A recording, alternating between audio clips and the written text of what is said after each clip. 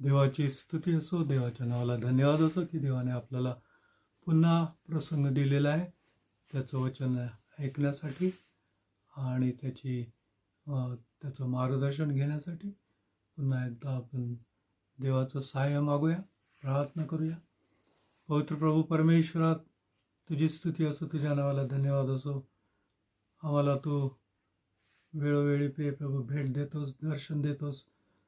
तुझी जी वाणी आहे ती प्रिय प्रभू आमच्या कानी पडू देतोस.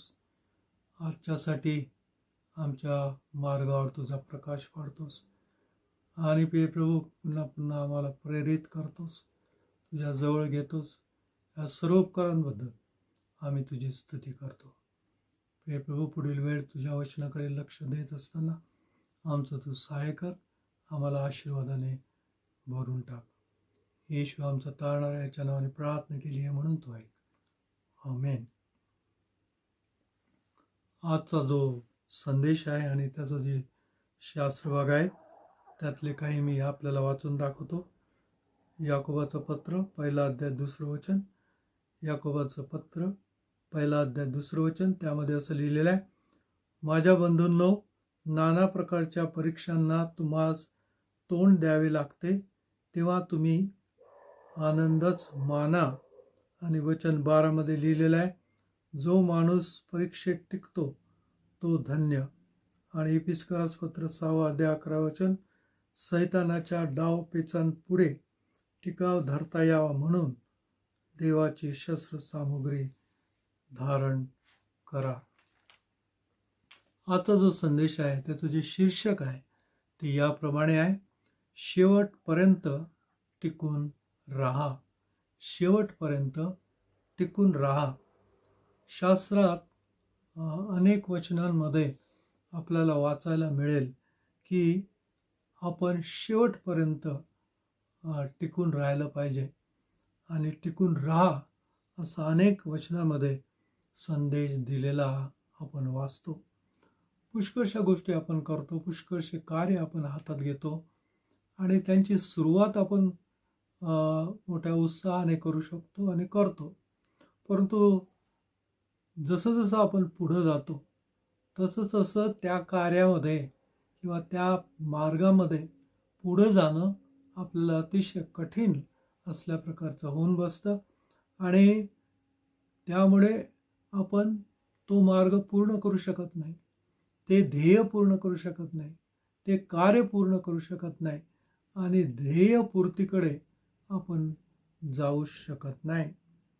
आणि आपल्या दैनंदिन जीवनामध्ये आणि आपल्या ख्रिस्ती जीवनामध्ये सुद्धा तीच गोष्ट आहे. आपला जो आपण पाहतो एखादा मार्ग सरळ आहे, सोपा आहे, सरळ आहे, त्याच्यामध्ये काही वळण नाही, काही अडथळे नाही, चढ नाही, उतार नाही, अगदी सरळ असेल तर त्याच्यावर चालणं फार सोपं असतं.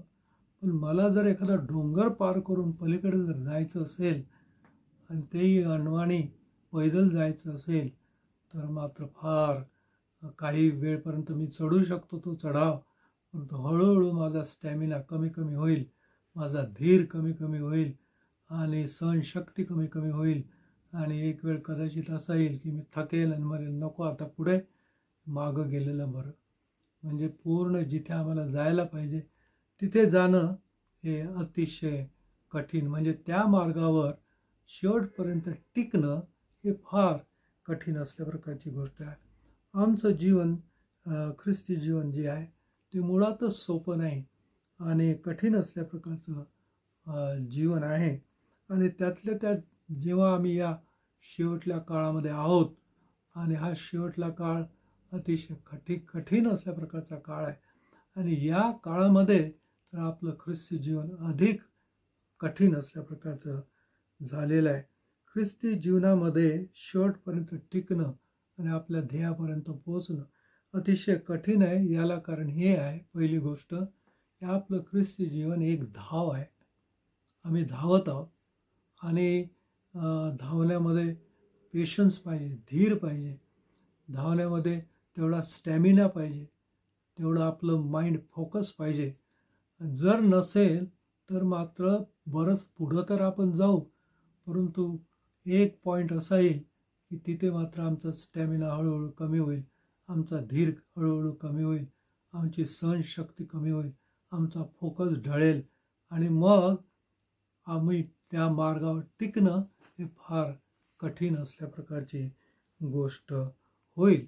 आमचं जीवन हे एक धाव आहे आणि या धावेमध्ये त्या ठिकाणी जर आपण वाचलं वचनामध्ये इब्री 12व्या अध्यायामध्ये तर त्या ठिकाणी हे शब्द वापरलेले आहे की आमच्या मार्गात सहज गुंतवणारं पाप आहे. सहज गुंतवणारं पाप. आमची जी धाव आहे ती साधी नाही, ही अडथळ्यांची शर्यत आहे, अडथळ्यांची धाव आहे. अनेक अडथळे आपल्या धावेमध्ये आहेत आणि हे आम्हाला पार करावं लागतात. मग ते मोहाचे अडथळे असतील, विरोधाचे अडथळे असतील किंवा ओझ्याचे, काळजीचे, चिंतेचे ओझे असतील किंवा अडथळे असतील, परंतु अनेक अडथळे आमच्या या धावपट्टीवर आहेत आणि ते सर्व अडथळे आम्हाला पार करावे लागतात. सहज गुंतवणारं पाप असं म्हटलेलं आहे. हे जे पाप आहे ते मला असं वाटते ते मोहाविषयी बोलते. आमच्या जीवनामध्ये असे मोह येतात, अशा रीतीने आपण एखाद्या गोष्टीमध्ये गुरफटतो, अशा रीतीने आपण एखाद्या चुकीमध्ये सापडतो, पापामध्ये सापडतो आणि अशा रीतीने आपण देवापासून दूर जातो की आपल्याला पुष्कळदा कळत नाही. कोळ्याचं जाळं असतं, त्याच्यामध्ये एखादा कीटक अडकतो तर तो पूर्ण एकाच वेळेस पूर्ण जाळ्यात अडकत नाही. पहिले अक्षरशः एकच धागा असतो, त्याच्यामध्ये तो अडकतो आणि हळूहळू पूर्ण जाळ्यामध्ये तो अडकतो. मोह ही अशीच गोष्ट आहे आणि ही जे जग आहे हे मोहमयी असल्या प्रकारचं झालेलं आहे आणि म्हणून अशा अनेक लहान लहान गोष्टीमध्ये आपण अडकतो आणि त्यामुळे आपल्या धावेपासून आपण दूर जातो. आमची जी धाव आहे त्याच्यावर आम्ही टिकत नाही, आमचा वेग कमी होतो, आम्हाला आमचं लक्ष दुसरीकडे जातं, अनेक इतर जगिक गोष्टींकडे आमचं लक्ष जातं आणि त्याच्यामुळे जी धाव ज्या वेगात आम्ही पुढं न्यायला पाहिजे त्या वेगात आम्ही जात नाही आणि एक प्रकारे आम्ही शेवटपर्यंत टिकू शकत नाही. आणि म्हणून आमच्या धावेमध्ये आम्हाला जागृत असणं फार महत्त्वाचं आहे. आम्हाला दिसायला पाहिजे कोणते अडथळे आहेत, आम्हाला दिसायला पाहिजे कोणते मोह आहेत, आम्हाला दिसायला पाहिजे की आम्ही या धावेच्या बाजूला जात आहोत का, तिथून दूर जात आहोत का, देवाच्या पासून दूर जात आहोत का. आणि ही जी गोष्ट आहे की आमच्या मार्गावर कोणते अडथळे आहेत, कोणते ओझे आहेत, कोणते मोह आहे, ही दाखवणारी जर कोणती गोष्ट असेल आमच्या ख्रिस्ती जीवनात तर ते देवाचं वचन आहे.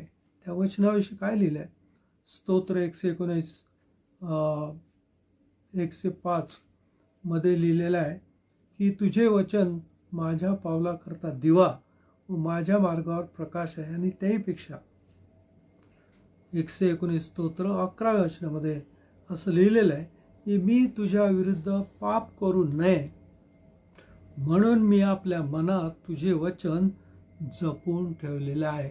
जर आमच्या जीवनात आम्हाला एखाद्या पापात पडायचं नाही, जर आम्ही आमच्या जीवनात या धावेपासून बाजूला जायचं नाही किंवा आमचं लक्ष हटू द्यायचं नाही किंवा एका मोहात पडू द्यायचं नाही किंवा आम्हाला अडखळायचं नाही, तर आम्हाला ते अडथळे दिसायला पाहिजे, ते मोह दिसायला पाहिजे, ते पाप दिसायला पाहिजे. आणि ते दाखवण्याचं काम कोण करतं? तर देवाचं वचन. आणि म्हणून तो स्तोत्रकर्ता म्हणतो की मी तुझ्या विरुद्ध पाप करू नये म्हणून मी आपल्या मनात तुझे वचन जपून ठेवलेलं आहे. आणि हा काळ हा फार मोहमायाचा आणि आकर्षणाचा काळ आहे. आणि या असल्या प्रकारच्या जगामध्ये आम्हाला जर ही धाव शेवटपर्यंत टिकवायची असेल, टिकणं आजचा विषयच तो आहे. धाव तर आम्ही सुरू केलेला आहे, परंतु आम्ही टिकतो का, टिकलो का, की त्या धावेच्या खाली गेलो, थांबलो, आमचा स्पीड कमी झाला, आमचे डोळे वेगळ्याच दिशेने आहे, ह्याचं परीक्षण करणं फार महत्त्वाचं आहे. म्हणजेच टिकणं, शेवटपर्यंत टिकणं, जसा आमचा विषय आहे. या ख्रिस्ती जीवनात शेवटपर्यंत टिकणं, शेवटपर्यंत टिकलो तरच आमची धाव पूर्ण होईल. दुसरी गोष्ट, हे ख्रिस्ती जीवन अतिशय कठीण आहे आणि या ख्रिस्ती जीवनाच्या या मार्गामध्ये शेवटपर्यंत टिकणं आणि आमचं कार्य पूर्ण करणं हे फार कठीण गोष्ट आहे. याला दुसरं कारण म्हणजे आमचं ख्रिस्ती जीवन एक लढाई आहे. लढाई सोपी नसते, फार कष्टाची असते, फार त्या ठिकाणी धक्के आहे, फार टेन्शन असते, झटापट आहे आणि साधी गोष्ट नाही. लढाई ही साधी गोष्ट नाही, हे एक वेगळं असल्या प्रकारचं जीवन आहे, तणावाचं जीवन आहे. आणि म्हणून या लढाईत शेवटपर्यंत टिकणं हे सुद्धा कठीण गोष्ट आहे. आणि इफिस्करास पत्र 6 अध्याय आणि 11 आणि 12 या वचनामध्ये जर तुम्ही पाहाल तर आमचं ख्रिस्ती जीवन एक लढाई आहे आणि आमच्या ख्रिस्ती जीवनातले शत्रू पण आम्हाला आहे. जर लढाई आहे तर शत्रू आहे. आणि शत्रू कोण आहे? सैतान, सत्ता, अधिकार, या अंधकारमय जगाचे अधिपती, आकाशातील दुरात्मे, हे आमचे शत्रू आहेत आणि ते आमच्याशी लढत आहे आणि आम्हाला त्यांच्याशी लढायचं आहे. आणि म्हणून हे जे युद्ध आहे हे रक्तमांसाबरोबर नाही. ही फार महत्त्वाची गोष्ट सांगितलेली आहे. आमची जी लढाई आहे ती रक्तमांसाची नाही, परंतु ही आत्मिक लढाई आहे.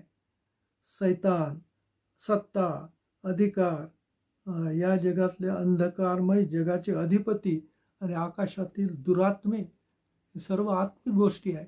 आणि म्हणून आमचं जीवन हे रक्तमांसाचं नाही, परंतु आत्मिक युद्ध आहे. आत्मिक शक्तींच्या विरुद्ध युद्ध आहे. अंधकाराच्या ज्या शक्ती आहे त्यांच्या विरुद्ध ही लढाई आहे. आणि म्हणून या लढाईत आमचे शस्त्रसामुग्री सुद्धा देवाने दिलेल्या आहेत, आत्मिक आहे. ह्या सुद्धा जगिक आणि भौतिक शस्त्र नाही. आम्हाला आत्मिक जे शस्त्र आहेत त्यांची गरज आहे. आणि म्हणून तलवार, भाला, मिसाईल, बॉम्ब, याने आम्ही आमची आत्मिक लढाई जिंकू शकत नाही. आम्हाला आत्मिक असल्या प्रकारची शस्त्रसामुग्री पाहिजे. आणि म्हणून इपिस्करात 6-11 वचनामध्ये लिहिलेलं आहे, सैतानाच्या कुयुक्त्यांपुढे टिकावयास तुम्ही समर्थ व्हावे म्हणून देवाची संपूर्ण शस्त्रसामुग्री धारण करा. कोण लढत आहे? तर सैतान. आणि तो कसा लढत आहे? तर कुयुक्त्याने. कुयुक्ती कोण करतो? कपट कारस्थान कोण करतो? ज्याच्यामध्ये शक्ती नाही तो. ही फार महत्वाची गोष्ट आहे. सैतान कपटाने युद्ध करतो, त्याच्यामध्ये देवा एवढी शक्तीच नाही.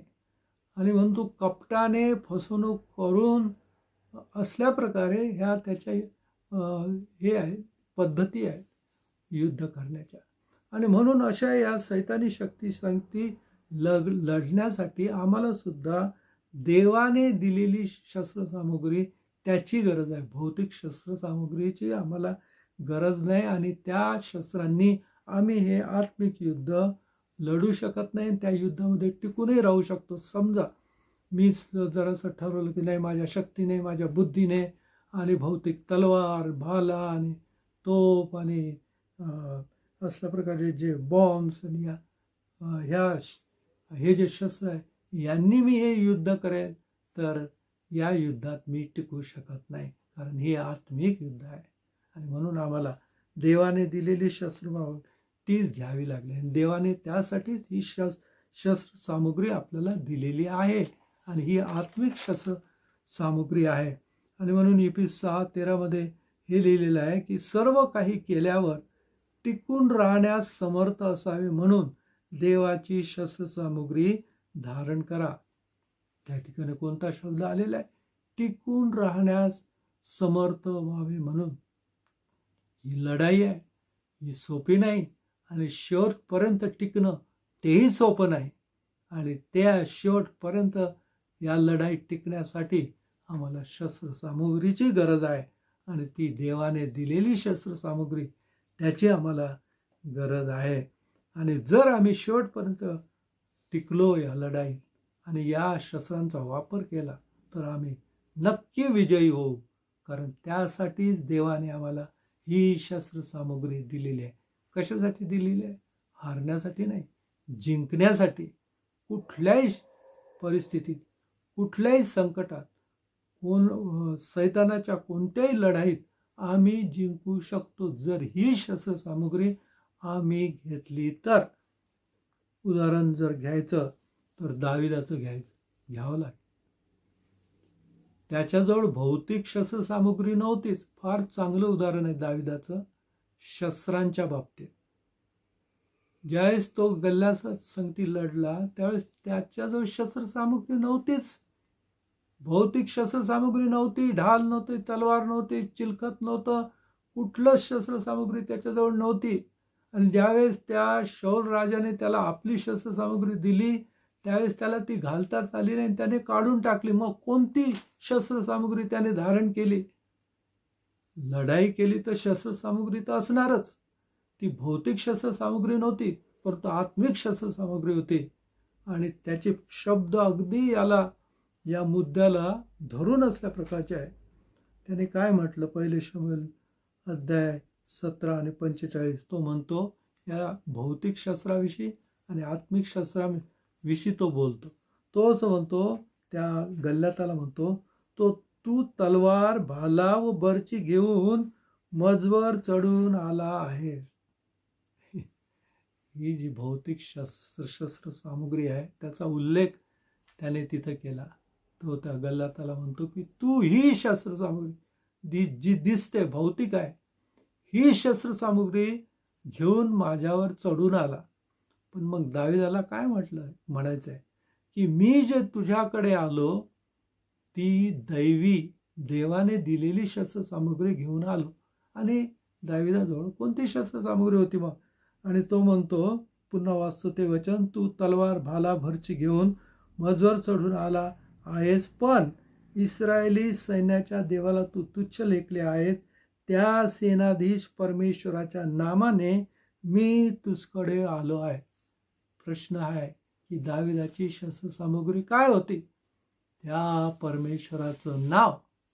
ते शस्त्र घेऊन तो आला. ते परमेश्वराचं नाव घेऊन मी तुझ्याकडे आलो आहे. म्हणजे ते परमेश्वराचं नाव हे त्याचं शस्त्र होतं. परमेश्वराचं नाव, त्याच्यामध्ये सामर्थ्य आहे, त्याच्यामध्ये अधिकार आहे, त्याच्यासमोर कोणी उभं राहू शकत नाही. ते सर्वात उच्च श्रेष्ठ असल्या प्रकारचं नाव आहे, सर्वात पवित्र असल्या प्रकारचं नाव आहे. कुठलीच दुष्ट शक्ती त्याच्यासमोर उभी राहू शकत नाही त्या नावासमोर. आणि म्हणून या ठिकाणी धडा आहे की ज्यावेळेस आम्ही आमच्यासमोर गल्ल्यात उभा राहतो त्यावेळेस आम्ही हे शस्त्र घेऊन त्याच्यासमोर जर गेलं तर तो सैतान तिथे टिकू शकत नाही, तो गल्ल्यात तिथे टिकू शकत नाही. तो कुठला शत्रू, कुठलं संकट, कुठली शक्ती त्या शस्त्रासमोर टिकू शकत नाही. काय शस्त्र आहे? देवाचं नाव, देवाचं पवित्र नाव, देवाचं तारणारं नाव, देवाचं सर्वश्रेष्ठ नाव. त्याच्यासमोर दुष्ट आत्मे थरथरा कापतात, सैतान पळून जातो, सैतानाला त्याच्यासमोर झुकावं लागतं, त्याची परमिशन घ्यावी लागते. सैतान हा त्याच्यासमोर अगदी क्षुल्लक असल्या प्रकारचा आहे. सैतान गल्ल्याताचा सारखा आहे. दावीद त्याला हरू शकतो, कुठलाही व्यक्ती त्याला हरू शकतो, पण त्याला शस्त्र मात्र देवाने दिलेलं घ्यावं लागेल. आणि त्या ठिकाणी त्या वचनामध्ये स्पष्ट त्या ठिकाणी सांगितलेलं आहे. वचन 47 मध्ये हाच दावीद काय म्हणतो, सगळ्या समुदायास कळून येईल की परमेश्वर तलवारीने व भाल्याने विजयी होतो असे नाही, कारण युद्ध परमेश्वराचे आहे.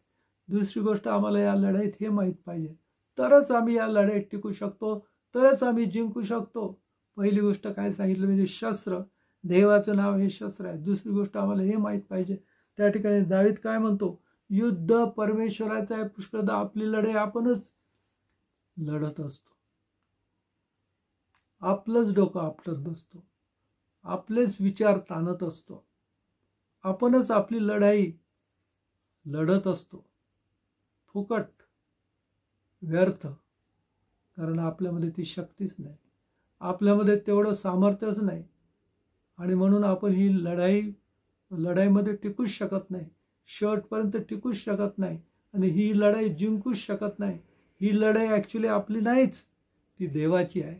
आणि या लढाईसाठी हे भौतिक शस्त्र कुछ कामाचे आहे. त्या लढाईसाठी देवाचं नाव जे सर्वश्रेष्ठ आहे तेच एक मोठं शस्त्र आहे. ते घेऊनच आम्ही गल्ल्याताचा सामना करू शकतो. आणि ज्यावेळेस आम्ही असल्या प्रकारे देवाच्या नावाने पुढे जातो त्यावेळेसच या लढाईत आम्ही टिकू शकतो आणि ही लढाई त्या दाविदाप्रमाणे जिंकू शकतो. तिसरं जी गोष्ट आहे ज्याच्यामुळे आपलं ख्रिस्ती जीवनामध्ये पुढं जाणं आणि शेवटपर्यंत टिकणं हे फार कठीण आहे.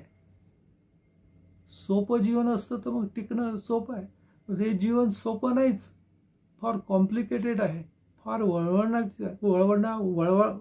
वळणाचं आहे आणि धकाधकीचं असल्या प्रकारचं जीवन आहे. आणि या जीवनात टिकणं हे फार कठीण आहे, कारण हे जीवन हे परीक्षांचं जीवन आहे. याकोब 1:2 मध्ये लिहिलेलं आहे, माझ्या बंधूंनो, नाना प्रकारच्या परीक्षांना तुम्हाला तोंड द्यावे लागते, तेव्हा तुम्ही आनंद माना. हे वचन आम्हाला हे सांगतं की अनेक परीक्षांना आम्हाला तोंड द्यावं लागतं. आमचं जीवन हे परीक्षांचं जीवन आहे आणि त्या परीक्षांना आम्हाला तोंड द्यावं लागतं. परीक्षा ही नॉर्मल गोष्ट नाही, टेन्शनची गोष्ट आहे, कठीण गोष्ट आहे. त्याच्यासाठी स्ट्रगल आहे, त्या ठिकाणी कष्ट आहेत, त्या ठिकाणी फार तणाव असल्या प्रकारचा आहे. आणि म्हणून ह्या परीक्षांमध्ये, आणि ही परीक्षा फार कठीण असल्या प्रकारची आहे, अग्निपरीक्षा म्हटलेलं आहे. आणि या परीक्षेमध्ये शेवटपर्यंत टिकायचं असेल, त्या टिकण्याविषयी सांगितलेलं आहे का? वचन 12 मध्ये लिहिलेलं आहे, जो माणूस परीक्षेत टिकतो तो धन्य. परीक्षेत टिकणं सोपं नाही, कारण तर परीक्षा सोपी नाही. शेवटपर्यंत परीक्षेत टिकणं म्हणजे त्या ठिकाणी सहनशक्तीची परीक्षा आहे, विश्वासाची परीक्षा आहे, धीराची परीक्षा आहे, कसोटी आहे. ही अग्निपरीक्षा आहे, ही सोपी परीक्षा नाही. आणि म्हणून शेवटपर्यंत टिकणं सोपं नाही. या परीक्षेत पास होणं सोपं नाही. 1 पेत्र 1:7 मध्ये लिहिलेलं आहे, नाशवंत सोन्याची परीक्षा अग्नीने करतात, त्या सोन्यापेक्षा मूल्यवान असे जे तुमचे विश्वासाच्या परीक्षेत उतरणे, ते येशू ख्रिस्ताच्या प्रगट होण्याच्या वेळेस प्रशंसा, गौरव व मान ह्यास कारणीभूत व्हावे. आमचं जीवन हे परीक्षांचं जीवन आहे. पवित्र शास्त्रामध्ये देवाचा सेवक योग ह्याची परीक्षा झाली. सुरुवातीला त्या परीक्षेमध्ये तो हादरला, अस्वस्थ झाला, अशांत झाला, गोंधळून गेला. त्याच्या मनामध्ये प्रश्नांचं वादळ निर्माण झालं, देवाविषयी संशय निर्माण झाला. त्यामधून त्याने देवाला प्रश्न विचारले, त्यामधून त्याने देवाशी वाद केला. पण नंतर तो त्या देवासमोर नम्र झाला आणि त्याने पुन्हा त्या देवावर विश्वास ठेवला. आणि म्हणजे एवढ्या कठोर त्याची अग्निपरीक्षा होती, कठोर परीक्षा होती. त्या परीक्षेत सुद्धा शेवटपर्यंत तो टिकला आणि त्या परीक्षेत तो पास झाला. त्याचा देवावर विश्वास होता, देवाच्या चांगुलपणावर विश्वास होता, देवाच्या सामर्थ्यावर विश्वास होता, देवाच्या न्यायावर विश्वास होता. सुरुवातीला त्याच्या मनामध्ये प्रश्न निर्माण झाला देवाच्या न्यायाविषयी. अरे, मी तर एवढा धार्मिक, मी देवाचं भय धरणारा, पापापासून दूर राहणारा आहे, यज्ञ करणारा, सर्व कुटुंबाला तुझ्या मार्गात चालण्यासाठी उत्तेजन देणारा मी, धार्मिक मी, परंतु माझ्यावर एवढी कठोर परीक्षा कशी आली? यामुळे देवाच्या न्यायाविषयी त्याला प्रश्न निर्माण झाला, देवाच्या चांगुलपणाविषयी त्याच्या मनामध्ये प्रश्न निर्माण झाला. परंतु आपण पाहतो, सुरुवातीला तो गोंधळला, परंतु तो पुन्हा देवासमोर लीन झाला, नम्र झाला. आणि देव आहे, मी मनुष्य आहे, मी त्याला प्रश्न विचारू शकत नाही, त्याचे विचार, त्याच्या योजना मी समजू शकत नाही, त्याचा हात मी धरू शकत नाही, त्याच्या विचारांचा आणि त्याच्या सामर्थ्याचा थांग मला लागू शकत नाही. असा विचार ज्यावेळेस त्याने केला, त्यावेळेस तो देवासमोर नम्र झाला, देवावर त्याने विश्वास ठेवला आणि त्याने धीर धरला. जोपर्यंत देव पुन्हा त्याच्या जीवनात कार्य करत नाही, तोपर्यंत त्याने धीर धरला. आणि आपण पाहतो त्या धीराचा परिणाम, त्या विश्वासाचा परिणाम, तो त्या परीक्षेमध्ये ज्यावेळेस टिकून राहिला, त्याचा परिणाम देवाने त्याला एवढं आशीर्वादित केलं की त्याच्यावर आशीर्वादाची वृष्टी केली. प्रथम तो थोर होता, आता तो दुप्पट थोर झाला. प्रथम त्याच्या जीवनामध्ये धन, संपत्ती, मुलं, मुली सर्व होतं, ते सर्व त्याच्या दुप्पट झालं. आणि शेवटी असं लिहिलंय की तो पूर्ण वयाचा होऊन मरण पावला. अर्धवट त्याचं जीवन नव्हतं, पूर्ण कोणाचं जीवन असते का? कितीतरी अर्धवट गोष्टी, कितीतरी कमतरता प्रत्येकाच्या जीवनामध्ये असतात. पण असं सांगितलेलं आहे, पूर्ण वयाचा होऊन, पूर्ण आरोग्य, पूर्ण धन, पूर्ण संपत्ती, पूर्ण थोरवी, पूर्ण प्रसिद्धी केवळ त्याच्या देशामध्ये नाही, परंतु आज जगामध्ये त्याची प्रसिद्धी. योबाची एवढं देवाने त्याला दुप्पट काय अनेक पटीने त्यानं देवाने त्याला आशीर्वादित केलं. याला कारण तो परीक्षेत टिकला, शेवटपर्यंत टिकला. कशाच्या जोरावर? विश्वासाच्या जोरावर. आणखी कशाच्या जोरावर? धीराच्या जोरावर. मी हे मनाचं सांगत नाही, पवित्र वचनामध्ये सांगितलेलं आहे. त्याच्या धीराची स्तुती केलेली आहे, त्याच्या विश्वासाची स्तुती केली आहे. वचन 11 मध्ये सांगितलेलं आहे, ज्यांनी सहन केले त्यांना आपण धन्य म्हणतो. ही धन्यतेची गोष्ट आहे. तुम्ही योबाच्या धीराविषयी ऐकले आहे. योबाच्या धीराविषयी त्या ठिकाणी लिहिलं आहे.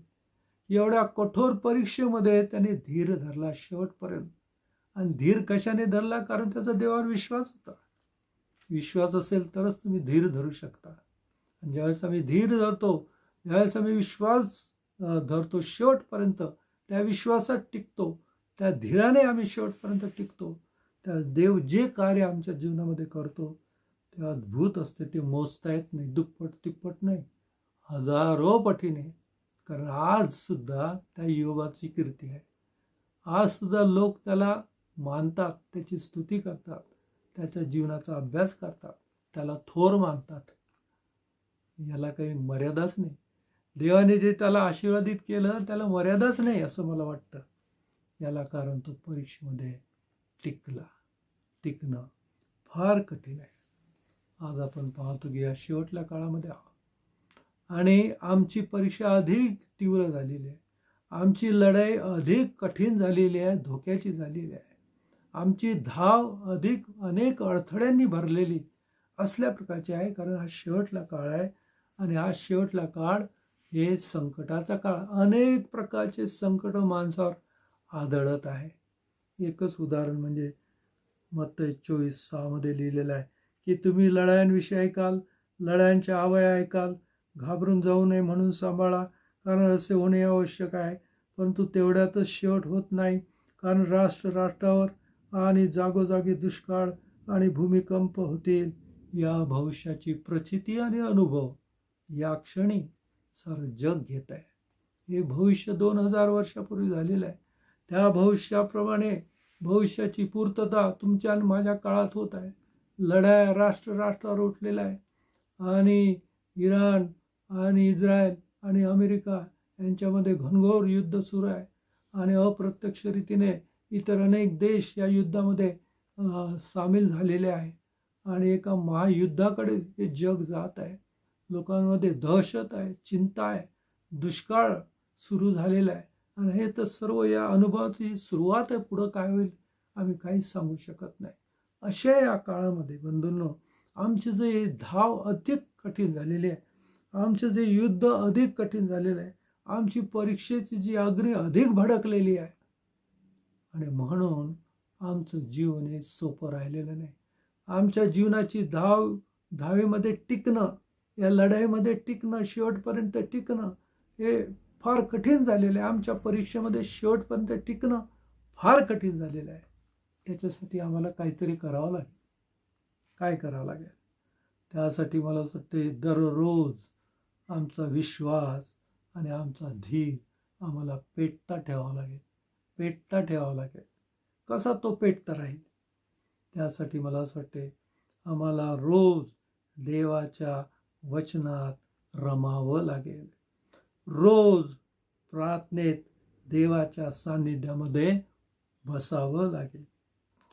देवाचं सामर्थ्य आणि शस्त्रसामुग्री आम्हाला रोज घ्यावी लागेल.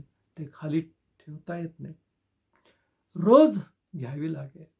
देवाचं वचन, देवाचं सामर्थ्य, देवाचं नाव हे शस्त्र घेऊन आम्हाला रोज आमचं जीवन बळकट मजबूत करावं लागेल.